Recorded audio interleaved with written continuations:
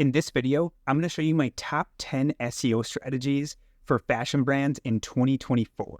I'm Tyler Nelbach, the founder of SEO Align. I've helped dozens of fashion brands improve their organic traffic and revenue, including several multi-million-dollar brands. These exact strategies have helped my clients bring in over $50,000 per month in organic revenue. So please like this video to show me you're excited, and let's dive in. So the first strategy is to target one primary keyword per page. The best way to do this is to look at all of the existing keywords that you're ranking for and then determine the best fit keyword for that page. So one way you can do this is to use a tool like SEMrush to export all of your existing keywords. So then what you want to do is filter that list by URL. And then what you can do is look at each individual URL and look at all of the keywords that you're ranking for on that page. And then just look at those keywords and determine what is the best keyword that you could target based on the keywords that you're already ranking for. The nice thing about going this route is you're looking at keywords that you're already showing up somewhere for. So that means that you don't have to start from scratch. You're already in the ballpark, and all you need to do is optimize your page, build more authority, and really improve your rankings rather than grabbing a brand new keyword and trying to start from scratch. So go through and determine the absolute best keyword for each one of your existing pages. Strategy number 2 is don't target the same keyword on multiple pages. This is one of the biggest mistakes I see fashion brands make, because what they try to do is they take a really important keyword and they inject that on every single page, thinking that it's going to give them a better chance of showing up for that keyword. But that's not how it works. It's actually way more harmful than it is helpful. Google does not like when you're targeting the same keyword on multiple pages. Basically just confuses Google and you end up not ranking at all. So make sure that you're only targeting a keyword on one page. A good way to do this is to take your list of target keywords when you have them ready and just add some conditional formatting to that list so it'll highlight any duplicate keywords that you have on that list. That way you can keep everything organized and you can very easily find any situations where you're targeting the same keyword on multiple different pages. Strategy number 3 is to balance search volume and competition. So when you're looking at your target keywords, you only want to target keywords that are highly relevant to what you sell. And so what you want to do is you also want to look at the relevance, you want to look at the search volume, you want to look at the competition. And in an ideal world, you want to be targeting keywords that get searched a lot, but aren't that competitive. But it's not always that straightforward. So you're going to need to compromise in some regard. So you want to look at the search volume and the competition, and you want to find a good balance there. You want to target keywords that get searched a lot, but don't have a crazy level of competition. And so take a look at those numbers and really try to find a good balance. What it's probably going to look like is coming down in the search volume a little bit, so you're targeting keywords that still get searched a lot, but they're not nearly as competitive. Strategy number 4 is to identify new opportunities. So this is a really good way to find new keywords that you haven't even thought of. So the best way to do this is to identify your top 3 to 4 competitors, and what you'll do is you'll plug them into a tool like SEMrush, and you can run a keyword gap analysis. And what this allows you to do is to plug in your competitors, and it'll look at all of the keywords you're ranking for, all of the keywords your competitors are ranking for, and then you can actually look at all of the keywords your competitors are ranking for that you are not. And this is actually really helpful because then you can go through that list and just find whichever keywords are relevant. There's probably going to be a lot of keywords that just aren't relevant to what you sell. Maybe it's products they have that you don't have. But if you go in and actually go through that list, it's a manual process. But if you go through that entire list, you're going to find a lot of keyword opportunities that you never thought of. And that might be an opportunity to create a category page for products that you already have, or it might be blog post opportunities. There's a lot of different opportunities that can come from doing this keyword gap analysis. So make sure you go find your competitors, run the keyword gap analysis, and you're going to find a lot of new opportunities to go after. Strategy number 5 is to match search intent.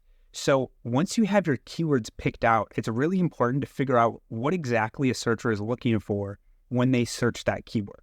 So the best way to do this is to take that keyword and plug it into Google and just run a Google search.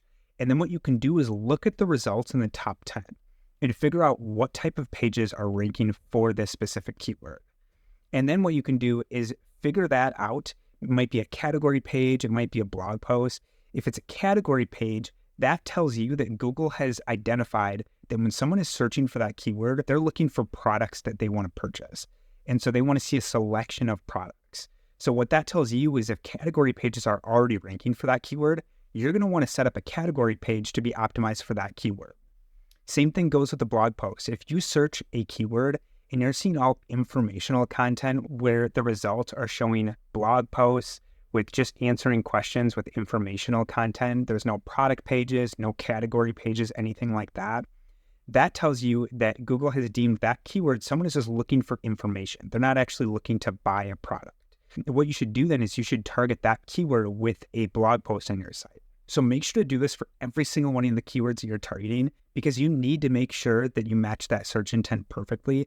Because if you don't, you're just going to have a really difficult time ranking. And even if you do, if you don't hit that search intent, the user isn't going to get what they're looking for when they land on your website. Strategy number 6 is to make sure you have your keyword in the title tag. This is the most important place to have your keyword because it's the biggest indication to Google about what your page is actually about. So make sure whatever keyword you're targeting, make sure it is exactly in the title tag. So the title tag is going to show up in the browser tab, but it's also going to show up as the clickable text in the search results. So another really important piece is to make sure it's enticing for people to click on. Google also uses click data when it comes to ranking. So when you have a result that gets clicked on very often, that's a good signal to Google that you have a high quality page. And so have your exact keyword in the title tag, but make it something that users are actually going to want to click on when they see your listing in the search results. Strategy number 7 is to make sure your keyword is in the H1 tag. So typically, if you're on Shopify, this is just going to be that collection title or the product title. This is another super important place to have that keyword because it's just another really big indicator to Google about what the page is about. And you want to give Google and users everything you absolutely can to make it so easy to figure out what that page is about. It's one of the easiest ways to impact your rankings because the worst thing you can do is to make it hard for Google to figure out what the page is about. The easier you can make it for Google, the better off you're going to be and the better chance you're going to actually have of ranking for that keyword. Strategy number 8 is to target transactional keywords. So 90% of your efforts should go into keywords that are transactional keywords. So a transactional keyword is when people are actually looking to buy products. So these keywords convert so much higher than informational keywords where people are just looking for information about products. So you want to put almost all of your effort on these transactional keywords because they convert so much better. So when people are looking for products and they land on your website, the work is already done. They just need to find the right product. With informational keywords, you need to essentially take them through a full funnel and convince them that they need the product and then actually convert them, which is much harder. You still should be putting a little bit of a focus on informational keywords, but I would say 90% of your focus should be on those transactional keywords so that you can actually bring in revenue with SEO. Strategy number 9 is topical authority. So this is related to informational content. One of the best ways you can show Google that you have a trusted website in a space is by building topical authority. And so what you want to do is you want to write content around your product and categories to show Google and to show users that you're an expert in that specific space. The more you're writing about a specific category or a specific product type, and you're just providing all sorts of high quality information around the topic, it's just a really good signal to Google that you know what you're talking about and you should be ranking when people are searching for those types of products and categories. Another really important piece is to make sure you're internally linking to your product and your category pages. This helps pass authority through from your blog posts to those product and category pages, and it actually helps everything just rank better overall. So make sure you're doing that because this is a really important piece when it comes to SEO. And the last strategy, which is probably the most important strategy, is building authority. So you absolutely need authority if you want to rank for competitive keywords in Google. And the best way to do this is to get relevant and high quality websites to link over to your website.